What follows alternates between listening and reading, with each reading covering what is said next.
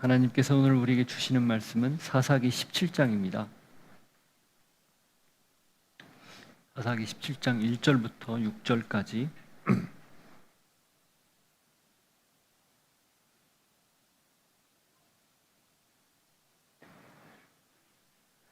같이 읽겠습니다. 에브라임 산지에 미가라 이름하는 사람이 있더니 그의 어머니에게 이르되 어머니께서 은 1,100을 잃어버리셨으므로 저주하시고 내 귀에도 말씀하셨더니 보소서 그 은이 내게 있나이다. 내가 그것을 가져갔나이다 하니 그의 어머니가 이르되 내 아들이 여호와께 복받기를 원하노라 하니라. 미가가 은 1,100을 그의 어머니에게 도로 주매 그의 어머니가 이르되 내가 내 아들을 위하여 한 신상을 새기며 한 신상을 부어 만들기 위해 내 손에서 이 은을 여호와께 거룩히 드리노라. 그러므로 내가 이제 이 은을 내게 도로 주리라. 미가가 그 은을 그의 어머니에게 도로 주었으므로 어머니가 그 은 200을 가져다가 은장색에게 주어 한 신상을 새기고 한 신상을 부어 만들었더니 그 신상이 미가의 집에 있더라. 그 사람이 미가에게 신당이 있으므로 그가 에봇과 드라빔 만들고 한 아들을 세워 그의 제사장으로 삼았더라. 그때에는 이스라엘의 왕이 없었으므로 사람마다 자기 소견에 옳은 대로 행하였더라.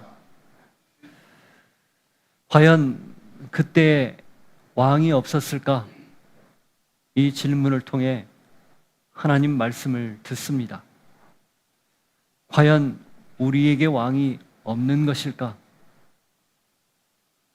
이 질문으로 다시 한번 우리 삶을 들여다볼 수 있는 복된 시간이 되게 하옵소서. 예수 이름으로 기도하옵나이다. 아멘.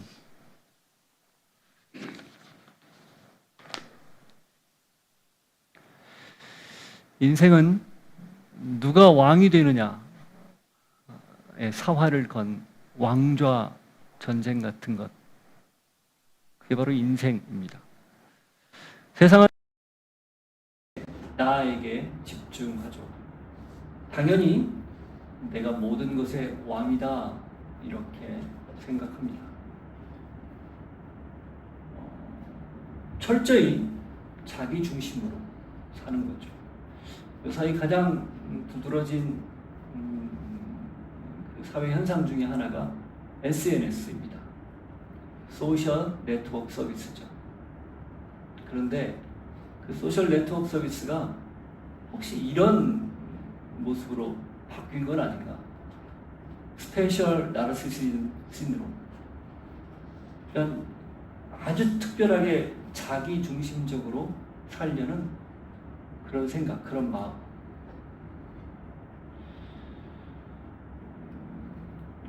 자기 중심적인 증후군이 세상 곳곳에서 일어나고 있는 거죠. 어떻게든 나를 좀 드러내 보려고 잘 가꾼 이미지로 포장을 하고, 그래서 사람들이 그걸 보고 좋아요를 누를 수 있도록 만들고, 그런 비교를 통해서 우월감을 느끼고, 그리고 무엇보다 그게 돈이 되기 때문에 더 거기에 현실에 전혀 현실과는 동떨어진 그런 모습들을 자꾸 내세웁니다. 결과적으로는 내가 중요하기 때문에 일어나는 일들이죠. 나로 시작해서 나만이 왕이 되어야 한다는 말 그대로 왕좌 전쟁. 이게 바로 우리 현상, 주변에 있는 일들이에요. 문제는 이 각자 왕이 되었을 때 벌어지는 일이 자신은 물론 서로 그리고 나아가 공동체와 사회를 어렵게 만든다는 겁니다. 무너뜨린다는 거죠. 각자가 왕이니까 당연히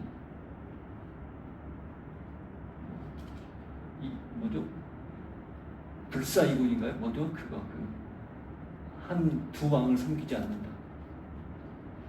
그런 생각으로 다른 사람을 계속 짓누르려고 합니다. 그래야만 내가 부각이 되니까. 그래서 결국 강자만 살아남는 약육강식이 그냥 사회의 일반적인 모습이 되고 마는 거죠. 하나님이 세상을 만들고 질서를 세운 건 다 이유가 있습니다. 그 질서를 언제 세우셨을까요? 첫사람 아담을 만들 때부터 세웠습니다. 그 질서를 세운 가장 대표적인 예가 다 먹어라, 생명나무 열매도 먹어라, 단 하나 선악을 알게 하는 나무 열매는 먹지 말라. 이게 질서였어요. 경계였죠. 그러니까 하나님이 하나님으로서의 역할과 인간이 인간으로서, 피조물이 피조물로서의 역할을 명확히 규정하는 거예요. 근데 그게 언제 주어졌다고요? 처음. 조금 더 구체적으로는 타락 이전에. 이걸 좀 다르게 이야기하면 하나님이 질서를 만든 건 타락한 이후에 그 타락을 다시 바로잡으려고 세운 게 아니라 이미 첫 순간부터, 타락 이전부터 세웠다는 거예요. 그게 하나님과 인간 사이에 분명한 경계였습니다. 하물며 타락한 이후에 그 경계를 지키는 건 말할 필요가 없는 거죠. 당연히 해야 된다는 겁니다. 그런데 문제는 사람은 계속해서 하나님을 벗어나는, 하나님으로부터의 자유를 표방하며 자기가 왕이 되려고 혈안이 되어 있는 그런 세태, 그런 모습을 보이고 있는 겁니다. 이게 전부 하나님이 세우신 질서, 하나님을 왕으로 인정하지 않아서 생기는 문제들입니다. 자, 사사기의 주제. 그때에는 이스라엘에 왕이 없었으므로 사람마다 자기 소견에 옳은 대로 행하였더라. 이게 과연 맞는 말일까요? 사사기 기자는 왜 이런 이야기를 특별하게 썼을까요? 과연 왕이 정말 없었을까요? 그렇죠. 표면적으로는 왕이 없었죠. 왕정 시대가 아니었으니까. 근데 단지 그것만 얘기하는 걸까요? 아닙니다. 왕이 분명히 있었습니다. 다만 그 왕을 왕으로 인정하지 않았을 뿐입니다. 그래서 그 자리를 결국 다른 것으로 다 대체, 일종의 사회 현상 같은 모습, 그게 사사기의 민낯이기 때문에 그걸 고발하려는 의도, 그게 사사기 저자에게 담겨 있는 마음이었던 거죠. 오늘 우리가 읽은 1절에서 6절은 이 17장, 18장 그리고 21장까지에 나오는 사사기의 전체를 아우르는 일종의 타락상이죠. 그것의 서막입니다.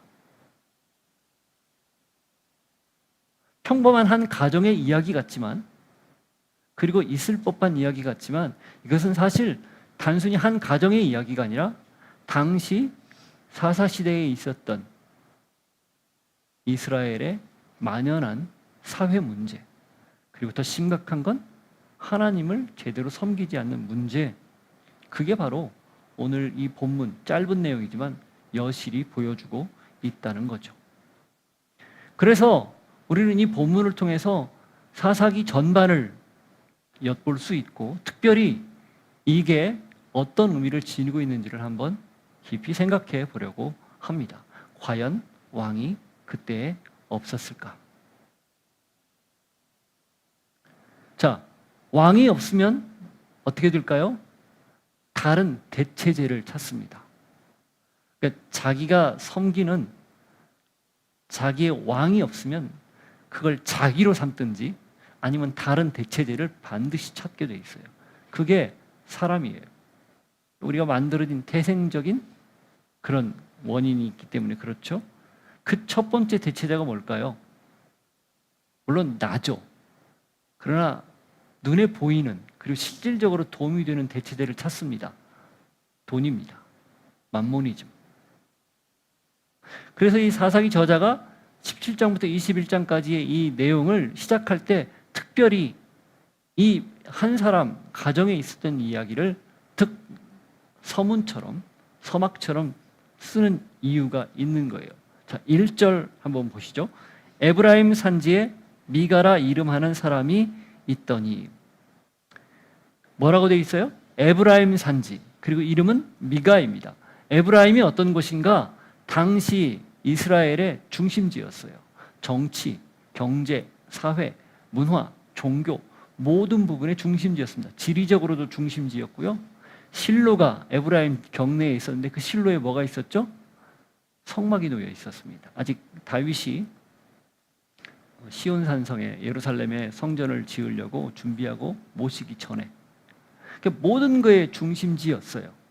그 중심지가 산지라고 되어 있는데 이 산지라는 말은 그냥 우리가 생각하는 산지가 아니라 굉장히 아름답고 그리고 농사짓기 아주 좋은 그런 목초지가 있는 그런 것을 뜻합니다. 비옥했다는 뜻이고 넉넉했다 그런 뜻입니다. 그런 곳에 누가? 미가라는 사람이 있었다. 근데 이 미가라는 사람의 원문을 보면요, 미카 야후 이렇게 되어 있습니다. 이게 무슨 뜻이냐면 야후, 여호와가, 미카, 누구냐 이런 뜻이에요. 그러니까 원래 이름은 미가야후인데 그 이름을 줄이면 미가야라고도 부르고요, 더 줄여서 미가라고도 부릅니다. 아합과 여호사밧이 전쟁하러 나갈 때 선지자들을 불렀는데 이물라의 아들 미가야가 바른 얘기만 하니까 그를 안 불렀어요. 그리고 자기 편에 있는 사람들만 불러서 이 전쟁 나가는 게 옳으냐 물어봤을 때 사람들이 다 옳다, 선지자들이 다 옳다고 그랬는데 미가야만 반대했잖아요. 바로 그 미가야도 같은 이름입니다. 똑같이. 그 미가야는, 이물라의 아들 미가야는 진짜 말 그대로 여호와가 누구냐라는 이름처럼 살았는데, 여기 나오는 사사기에 나오는 이 미가는 전혀 뜻밖의 문제의 한 정중앙에 있는 그런 사람이 됩니다. 자, 아름답고 멋진 지역이에요? 의미 있는 지역이에요? 어디가? 에브라임이. 아름다운 이름입니다. 여호와가 누구냐? 정말 여호와 신앙을 드러낼 법한 그러한 이름이죠. 그런데 그가 어떻게 해요? 버젓이 전혀 상관없이 반대편에 서서 오히려 하나님의 이름을 빙자해서 자기 이익을 극대화하고 아무런 죄책감 없이 하나님과 정반대되는 일, 율법과 정반대되는 일을 서슴없이 자행하는 그런 아이러니, 이게 1절에서 의도하는 바입니다. 이렇게 기가 막히게 하나님을 섬길 것 같은 사람이 도리어 정반대해서 하나님의 이름을 모욕하는 일을 저지르고 있다는 거예요. 그런데 이 1절 그리고 이 1절부터 17장과 18장에 나오는 미가와 관련된 이 일이 언제 일어나는지를 혹시 아십니까? 삼손 이후라고 생각하죠? 아니에요. 역사적 서술은 16장까지고요. 이 17장부터 21장은 사사기 전반에 있었던 주요 사건 2가지만 이야기하는 겁니다. 첫 번째 17장과 18장이 종교적 타락을 이야기하는 거고, 그 다음 19장부터 21장이 도덕적 타락을 이야기하는 거예요. 그 2가지 타락이 전부거든요. 그러니까 다른 것도 많은데 그 2가지가 타락했기 때문에 더 이상 이 사회는 손볼 수 없을 만큼 골마 터졌다, 이야기를 하고 싶은 거예요. 근데 이 17장, 18장이 언제 일어났는가? 첫 번째 사사가 누구였죠? 12사사 중에 첫 번째 사사 온니엘, 갈렙의 사위죠. 온니엘. 바꿔 말하면 여호수아가 죽고 얼마 안 돼서 일어난 일이라는 거예요. 여호수아서 24장에 여호수아가 뭐라고 다짐을 받고 죽었죠? 오늘날 너희는 선택해라. 나와 내 집은 여호와만 섬길 건데 너희는 어떻게 할 거니? 그때 백성들이 우리도 그렇게 하겠습니다. 그런 지 얼마 안 돼서 일어난 일이에요. 이 미가 사건이. 모세가 쓴 율법서가 굳이 잉크로 썼다면 그 잉크가 채 마르기도 전에 일어난 일이라는 거예요. 너무 순식간에 타락한 상황, 형편이었다는 거죠. 그게 더 놀라운 일입니다. 자, 이런 그가 어떤 일을 벌이고 계속해서 무슨 일이 벌어집니까? 2절 앞부분, 그의 어머니에게 이르되 어머니께서 은 1,100을 잃어버리셨으므로 저주하시고 내 귀에도 말씀하셨더니 보소서 그 은이 내게 있나이다. 내가 그것을 가졌나이다 하니. 자, 보니까 이 미가라는 사람이 어머니의 돈을 훔친 거예요. 1,100세겔. 1세겔이 보통 성인 하루 임금으로 보면 됩니다. 최저임금이 하루에 얼마 정도 되죠? 그러면 10만 원 잡아보죠. 그럼 1100세겔이면 딱 계산 나오죠? 얼마입니까? 1억 1천만 원이에요. 적지 않은 돈입니다. 어머니 돈을 훔친 거예요. 그 어머니가 자기 돈이 없어졌으니까 찾았을 거 아니에요. 찾다가 못 찾으니까 뭐라고 했냐면, 이 돈 훔쳐간 사람은 저주를 받아라 하고 막 저주를 퍼부었어요. 근데 그게 아들 미가의 귀에 들린 거예요. 상상이 됩니까? 어머니의 돈을 훔쳐서 아무런 양심의 가책도 없이 어머니 돈이 내 돈이고 내 돈도 내 돈이고 이렇게 생각한 것 같아요.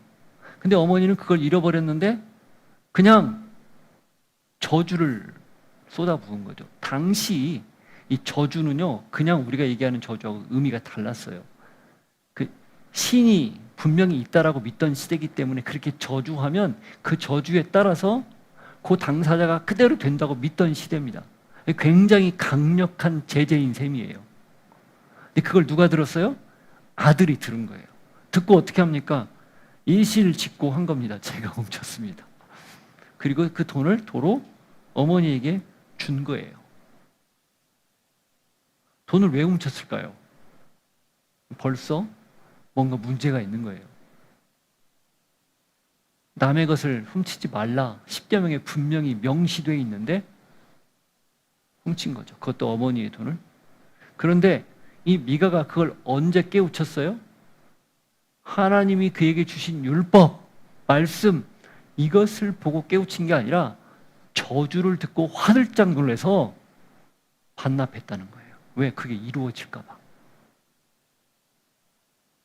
다시 말하면 잘못을 저질렀는데 그걸 듣자, 아, 내가 큰일 나겠구나, 이러다가 죽겠구나 싶어서 반납한 거예요. 말씀의 근거에서 잘못됐구나를 깨달은 게 아니라 저주 때문에 깨달았다, 그거죠. 이게 왜 그래요? 이미 나와 내 집은 여호와만 섬기겠다고 했던 그 약속, 그 맹세 잊어버린 지 오래고요. 하나님의 말씀이 기준되어서 그 말씀대로 판단해야 되는데 그 판단력조차 다 잃어버린 겁니다. 그리고 뭐가 그의 판단의 기준이 된 거예요? 어머니의 저주. 다른 사람이 지금 말하는 것, 바꿔 말하면 역시 서두에 말씀드린 것처럼 내가 너무 중요하기 때문에 내가 저주를 당하면 안 되지. 그 기준에 따라서 자기의 잘못을 인정했다는 거예요.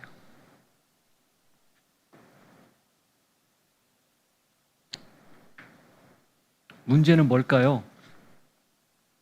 그 어머니의 반응이에요.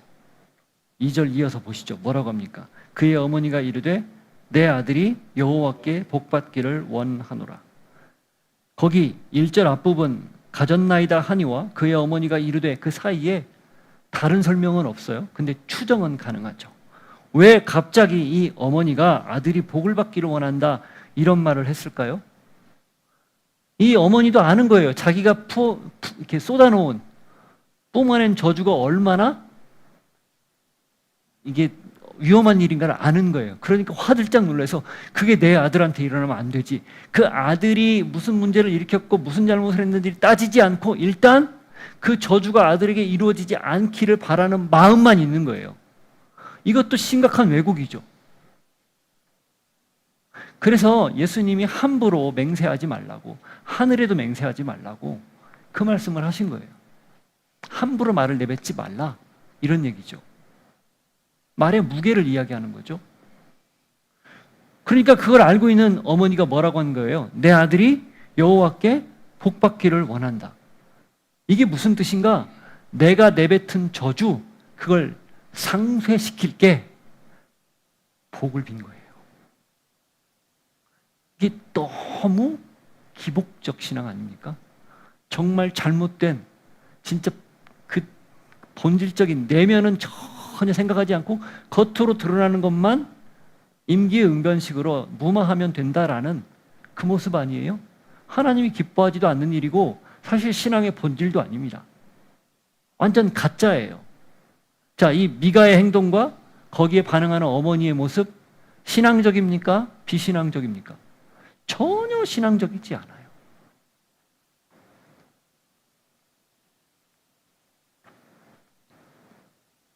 이 단 한 절에 이 많은 내용을 담고 있는 게 놀라울 뿐입니다. 자기가 왕이 되고 하나님을 왕으로 모시지 않으니 눈에 보이는 가장 분명한 돈을 섬기는 거고, 그 돈을 섬기는 것 때문에 욕심이 지나쳐서 어머니 것을 훔쳤고, 그게 발각이 되니까 하나님의 말씀에 따라 고백한 게 아니고 그 저주를 듣고 그걸 당하지 않으려고 고백하고, 또 어머니는 자기가 한 말을 상쇄하려고 믿지도 않는 하나님을 들여다가 쓴 거예요. 여호와께 복받기를 원한다. 들은 것은 있으니까. 너무 많이 들어왔으니까. 근본적으로 왕을 인정하지 않기 때문에 일어난 일입니다. 그때 왕이 없었기 때문에 일어난 일이에요. 여러분에게 왕은 무엇입니까? 누구입니까? 하나님입니까? 돈입니까? 이거 늘 우리가 물어봐야 돼요. 마태복음 6장 24절을 한번 보십시오. 산상수훈에서 예수님이 이렇게 말씀하셨어요. 한 사람이 두 주인을 섬기지 못할 것이니 혹 이를 미워하고 저를 사랑하거나 혹 이를 중히 여기고 저를 경히 여김이라. 너희가 하나님과 재물을 겸하여 섬기지 못하느니라. 너무 명확해요. 그때나 지금이나 예수님 시대나 지금이나 똑같아요. 그래서 왕좌 전쟁이라고 이야기하는 거예요. 나냐 하나님이냐? 재물이냐 하나님이냐? 돈 필요하죠. 당연히 필요합니다. 그러나 그게 우선이 되는 순간, 그게 전부가 되는 순간 돈의 노예가 되죠. 이거 너무 많이 들었던 얘기예요. 그래서 언어유희예요. 잘 들으세요. 배금주의가 아니라 배금주의여야 합니다. 첫 번째 배는 숭상할 배자. 그게 아니라 그 다음 배는 배척할 배자. 배금주의여야 돼요.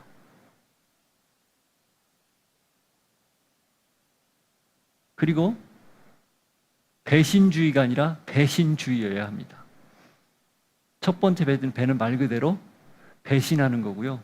두 번째는 숭상할 배자, 하나님을 섬기는 거. 잘 기억하시라고 만든 거예요. 배금주의와 배신이 아니라 정말 배신, 하나님을 섬기는. 이게 우리가 온전히 하나님 뜻에 따라 살 수 있는, 하나님 원하시는 대로 살아갈 수 있는 방법입니다. 그걸 꼭 기억하시고 꼭 그렇게 살 수 있는 여러분들이 되기를 바랍니다. 자, 왕이 없으면 이렇게 황금이 왕이 됩니다. 그게 1절, 2절에서 보여주는 내용이에요. 그러면 3절, 4절에서는 무슨 내용을 보여줄까요? 왕이 없으면 신앙이 변질합니다. 어떻게? 보십시오. 어머니가 여호와께 복을 받기를 원하노라 이렇게 미가에게 얘기했는데 그걸 구체화하는 내용, 이게 가히 충격적이에요. 3절, 4절 한번 보십시오. 미가가 은 1,100을 그의 어머니에게 도로 주매 그의 어머니가 이르되 내가 내 아들을 위하여 한 신상을 새기며 한 신상을 부어 만들기 위해 내 손에서 이 은을 여호와께 거룩히 드리노라. 그러므로 내가 이제 이 은을 내게 도로 주리라. 미가가 그 은을 그의 어머니에게 도로 주었으므로 어머니가 그 은 200을 가져다가 은장색에게 주어 한 신상을 새기고 한 신상을 부어 만들었더니 그 신상이 미가의 집에 있더라. 복을 빌었는데 그것만으로는 안 되니까 그 받은 돈을 다시 미가에게 주면서 내가 이것으로 그러면은 네가 복을 받을 수 있도록 조치를 할게 라고 말하면서 한 게 뭡니까? 신상 만드는 거예요. 실상은 여호와 하나님께 거룩하게 드린다라는 명목상의 어떤 표면상의 이유는 있지만 실상은 뭐예요? 내가 내 아들을 위하여 한 신상을 새기며 한 신상을 부어 만들기 위해서입니다. 이게 무슨 뜻인가? 하나님이 우상을 만들지 말라고 그랬는데 그 하나님이 보이지 않으니까 자꾸 보이는 것에 눈이 돌아가거든요. 그리고 주변에 아직 그 가나안 민족들을 다 쫓아내지 못한 지금 상황이었잖아요. 그러니까 그들의 모습을 보니 자기들은 430년간 이집트에서 노예로 있다가 광야에서 40년 방황하고 가나안 땅에 딱 들어와 봤는데 그 땅 주민들은 이미 정착해서 모든 것들을 다 갖추고 살더라는 거죠. 눈에 보이는 것들이 너무 그동안 봐왔던 것들하고는 달라요. 생각해 보세요. 이 가나안을 정복해서 지금 정착한 사람들이 다 출애굽 2세대 후손들 아니에요? 그 2세대 중에 남아있는 사람도 있었을 거 아닙니까? 그들이 평생 자라면서 봤던 게 뭐예요? 구름 기둥, 불 기둥, 회막, 자기들이 움직이는 것, 이건 이외에는 못 봤잖아요. 그리고 그 땅에 들어가서 보니까 그 가나안 땅의 문명이 다 너무 현란하고 아름답게 보이는 거예요. 왜 보이는 걸 만들지 말라고 했지? 저렇게 좋은데? 이런 생각 당연히 할 거라는 거죠. 그러니 자연스럽게 그게 쉽게 빨리 물든 거예요. 그리고 그걸 지금 미가의 어머니가 자기가 한 말을 상쇄하려고 그 구실 삼아서 잘 됐다 옳거니 이걸 계기로 우리도 만들자. 그러면 그 만든 신은 누구라고 생각했을까요? 그 가나안 땅에 있는 그 뭐 마르둑이나 아니면 바알이나 아세라 이런 신이라고 생각했을까요? 아니에요. 아론이 만들었던 금송아지. 뭐라고 했죠? 너희를 애굽 땅에서 인도해낸 너희의 하나님이다. 그렇게 얘기했어요. 여로보암이 북왕국을 끌고 나가면서 단과 베델에 송아지를 세우고 뭐라고 그랬죠? 하나님이다라고 얘기했어요. 그렇게 생각했다는 거예요. 그러니까 아무 거리낌이 없는 거예요. 이 좋은 걸 왜 안 만들지? 신상의 모양을 어떻게 만들었는지는 설명이 안 돼 있어요. 그러나 분명히 눈에 보이는 건 맞습니다. 그걸 만들어서 어떻게 했다고요? 집에 두었다. 가신으로 삼은 거예요. 지금도 그런 사람들 많잖아요. 신주 딴지 모시듯 한다. 그 말 어디서 나왔어요? 여기서 나왔죠.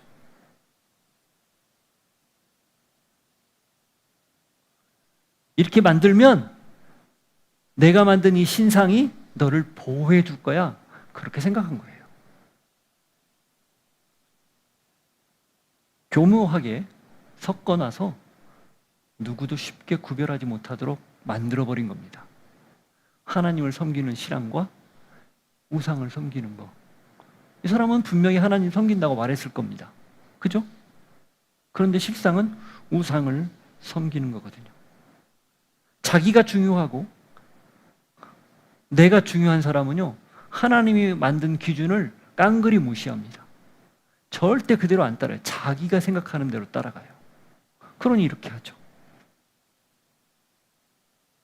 신앙이 변질하는 겁니다. 겉으로는 하나님을 섬기는 듯 하지만 실상은 자기를 섬기는 가짜인 거죠. 이사야 29장 13절을 보면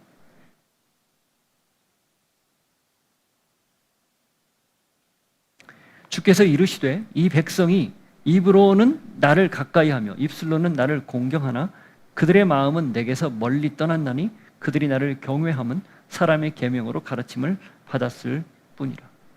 입으로는 가까이하고 입술로는 공경하지만 마음은 전혀 그냥 겉모양만 신앙의 모습을 띠고 있을 뿐이라는 거죠. 왕이 없으면, 왕으로 인정하지 않으면 신앙도 제멋대로입니다. 내 방식대로예요. 그래서 수많은 이단과 사이비가 여전히 출몰하고, 그리고 그게 출현할 때마다 사람들이 거기에 혹혹 빠져드는 이유가 여기에 있어요. 기준이 자기니까. 하나님의 말씀이 기준이 아니니까. 여러분은 어떻습니까? 신앙생활 하나님이 원하시는 방식대로 삽니까? 아니면 여전히 여러분이 원하는 방법대로 삽니까? 이걸 제대로 잡지 않으면 우리도 나도 모르게 변하고 말아요. 내 기준이 너무 분명해지고 맙니다. 왜 말씀을 매일 읽고 묵상합니까? 그러지 말라고. 그래서 말씀을 제대로 읽은 사람은요, 반드시 건강한 신앙이 되게 되어 있습니다.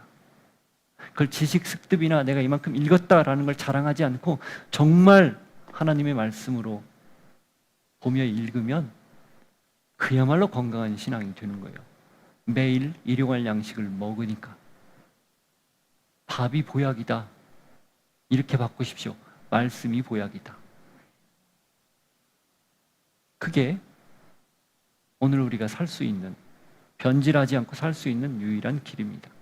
자, 이게 두 번째 문제였어요. 첫 번째는 왕이 없으니까 황금이 왕이 되더니, 두 번째는 왕이 없으니까 질서가 무너졌어요. 그럼 세 번째는 무슨 문제가 생길까요? 아니, 두 번째는 신앙이 변질됐어요. 세 번째는 질서가 무너집니다. 어떻게? 5절 앞부분을 한번 보시죠. 그 사람 미가에게 신당이 있으므로 그가 에봇과 드라빔을 만들고. 자, 첫 번째 뭘 만들어요? 에봇과 드라빔. 신상을 세워서 신상을 집에 모셔놨어요. 신상이 있어요. 그럼 뭘 거기에 갖춰야 될까요? 그 신상을 섬길 수 있는 시스템을 갖춰야 되죠. 그 시스템을 갖추는 것이 외형적인 게 있고 사람을 세우는 게 있어요. 외형적인 건 뭔가? 에봇과 드라빔을 만든 거예요. 에봇이 뭐죠? 제사장이 겉에 입는 옷이었어요. 12지파를 상징하는 보석을 물렸고 그걸 통해서 제사장이라는 사실을 분명히 드러내고 그 에봇을 통해 하나님의 뜻을 묻기도 했던 성물, 거룩한 옷이죠. 그런데 그 다음 드라빔은 뭐예요? 창세기에 나오죠. 라헬이 그걸 훔쳐서 도망쳤잖아요. 자기 가정을 보호해 준다고 믿는 수호신이에요. 수호신을 숭배하는 거죠. 그 두 가지가 같이 있을 수 있습니까? 절대 불가해요. 이 에봇을 만든 것도 너무 말이 안 되는 건데 드라빔까지 만들었어요. 어디에? 신상을 섬기고 그 시스템을 갖추기 위해서. 그러니까 처음 가짜로 시작한 게 다 가짜인 거예요. 에봇을 만든다고 그 에봇 하나님이 인정할까요? 전혀요. 근데 이 두 모자는 자기들끼리 인정하고 만 거예요. 절대 합할 수 없을 것 같은 두 가지가 이 집안에서 딱 하나가 됐어요. 이 기가 막힌 일입니다. 이 가짜들의 특징이에요. 모든 걸 융합해서 하나로 만듭니다. 통합의 능력이 있어요. 부정적인 의미로. 자, 거기까지도 그래, 눈 감아줄 수 있어요. 근데 그 다음이 뭐예요? 5절 후반부. 한 아들을 세워 그의 제사장으로 삼았더라. 이게 심각한 겁니다. 제사장을 누구를 세웠다고요? 아들. 그러니까 미가의 아들인지 아니면 미가의 형제인지는 모르겠어요. 근데 어머니로 보면은 미가의 형제이겠죠. 그러니까 그중 자기 아들 중에 하나를 제사장으로 세운 거예요. 출애굽기와 레위기를 보면 제사장은 아론의 후손만 될 수 있습니다. 레위 지파 사람도 제사장이 못 됐어요. 아론의 직계만 됐어요. 그만큼 하나님이 엄격하게 이야기했고 엄격하게 관리했습니다. 아무나 세우지 않았다는 거죠. 그런데 다 갖춰놓고 만일에 여기를 섬길 사람이 없다, 말이 안 되니까 임의로 자기 아들 하나를 세운 거예요.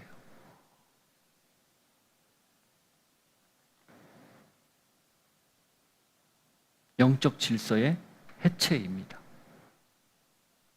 그리고 어떠한 거리낌도 없이 그냥 일사천리로 해버리고 만 거예요.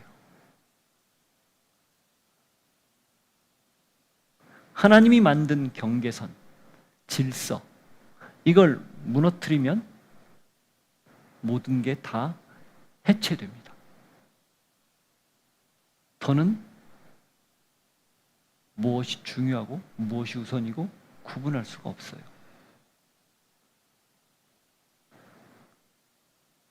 충격적인 사건이 레위기 10장에 나옵니다. 보십시오. 이거 우리가 언뜻 이해가 안 돼요. 근데 성경에 분명히 기록했어요. 왜 그럴까요? 아론의 아들 나답과 아비후가 각기 향로를 가져다가 여호와께서 명령하시지 아니하신 다른 불을 담아 여호와 앞에 분향하였더니 불이 여호와 앞에서 나와 그들을 삼킴에 그들이 여호와 앞에서 죽은지. 명시해놨어요. 왜 그럴까요? 경고예요. 다른 불, 하나님이 명령하지 않은, 하나님의 방식대로 만들지 않은 다른 방식으로 제사하다가 즉사한 거예요. 이거 왜 나왔을까요? 왜 이걸 기록했을까요? 기준, 하나님이 정해놓은 경계선, 이걸 반드시 지켜야 한다. 서두에 말씀드렸죠? 아담이 타락하기 전부터 질서를 세워놨다고? 하물며 지금 당연히 지켜야 되는데 그걸 너무 쉽게 넘나드는 거예요. 근데 그 가장 심각한 문제를 지금 누가 일으키고 있는가? 이 미가 그리고 그의 어머니 두 모자가 일으키고 있는 거예요. 이게 비단 이 가정의 일만일까요? 사사기 저자가 그것만을 이야기하고 싶었을까요? 아니에요. 어쩌면 사회 전반에 만연한 모습이었을 거라는 거예요. 그러니 사사시대가 그렇게 반복적으로 타락하고 징계하고 회개하고 다시 회복되고 타락하고 징계하고 회복하고 이게 그렇게 반복되는 거 아니겠습니까?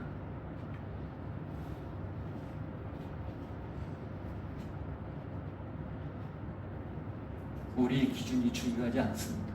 내가 중요하지 않아요. 하나님의 기준이 중요합니다. 아니 절대적입니다. 그것이 해체되면 사회는 아무도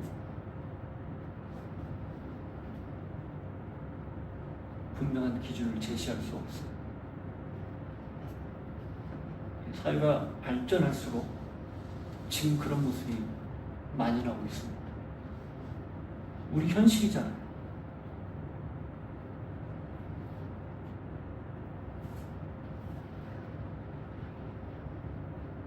자, 그래서 오늘의 결론을 저자가 이렇게 이야기하죠. 왕이 없으니 어떻게 된다고요? 모두가 왕이 된다. 그렇게 이야기합니다. 6절 보십시오. 그때 이스라엘이 왕이 없었으므로 사람마다 자기 소견에 오른 대로 행하였더라.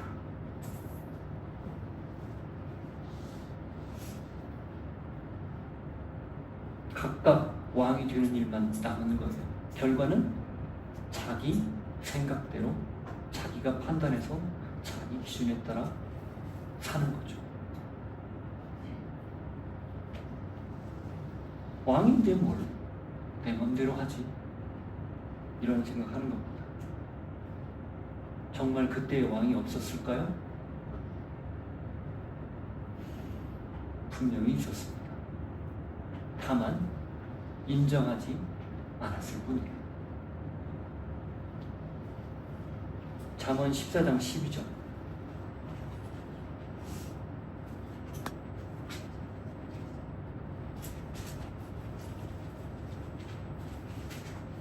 하나님이 그렇게 인정하지 않고 자기 마음대로 결정하는 사람에게 주시는 경고예요. 어떤 길은 사람이 보기에 바르나 필경은 사망의 길이니라. 자기 소유에 오른 대로 와 맞다 이 길이 살 길이다 여길지 모르지만 하나님 없이 선택한 길, 결정한 길, 죽는 길입니다. 인간은 자기를 왕을 삼아 자기 마음대로 삽니다. 왕이 없는 시대가 아니라 왕을 인정하지 않는 시대입니다.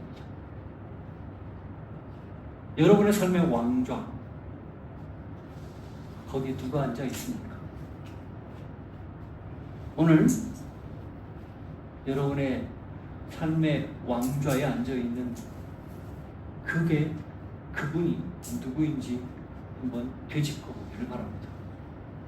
만왕의 왕, 만유의 주, 예수 그리스도. 그분이 우리 모두의 왕좌에 앉지 않으면 우리는 끊임없이 다른 것들을 찾을 겁니다. 다른 데서 만족을 추구할 거예요. 왕이 없었던 게 아니라 인정하지 않기 때문에 일어나는 일들입니다. 하나님은 오늘 우리에게 이 말씀을 주시는 단 하나의 이유는 그 왕을 인정하라. 그 왕을 삶의 자리에 모셔라. 중심으로 모시고 그분이 원하는 대로 살아라. 딱 이 한 가지 때문입니다. 오직 왕 되신 예수님, 왕 되신 하나님만을 섬길 수 있는 여러분이 되길, 이게 신앙의 기본이고 본질이라는 것을 잊지 않는 모두이기를 축복합니다. 아멘. 기도하죠. 지금은 우리 구주 예수 그리스도의 은혜와 하나님 아버지의 사랑과 성령님의 교통하시며 위로하심이 예수 그리스도를 나의 왕으로 내 삶의 보좌에 모시며 왕되심을 인정하고 그 다스림에 순복하며 살기를 소망합니다. 결단하고 고백하는 주의 백성들 머리 위에, 삶의 자리 위에 이제로부터 영원토록 함께 하시기를 간절히 축원하옵나이다. 아멘. 아멘.